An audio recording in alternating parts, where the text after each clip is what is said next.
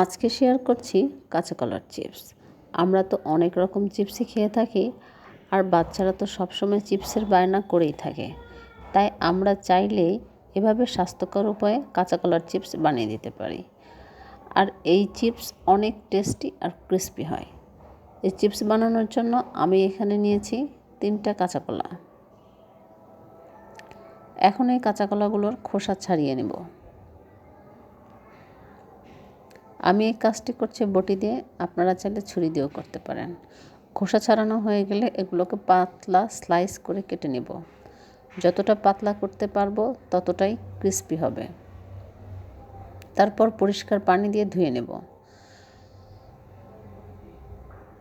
ধোয়া হয়ে গেলে এখানে আমি হাফ চা চামচ মরিচের গুঁড়া, হাফ চা চামচ ধনে গুঁড়া, স্বাদ মতো লবণ আর দিয়ে দিচ্ছি হাফ চা চামচ হলুদের গুঁড়া।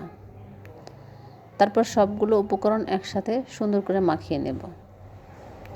এই তো আমার মাখানো হয়ে গিয়েছে। এখন আমি চুলায় একটি হাঁড়ি বসিয়ে দিয়েছি, আর হাঁড়িতে এখানে 2 টেবিল চামচের মতো সরিষার তেল দিয়ে দিচ্ছি। আপনারা চাইলে রেগুলার রান্নার তেল ব্যবহার করতে পারেন। তারপর একটা একটা করে সবগুলো চিপস দিয়ে দিচ্ছি, আর এভাবে উল্টিয়ে পাল্টিয়ে ভেজে নিচ্ছি। এই তো হয়ে গেল আমার কাঁচা কলার চিপস। এখন এগুলো পরিবেশন করে দিচ্ছি। এরকম সহজ আর সুন্দর রেসিপি পেতে পেজ ফলো করবেন।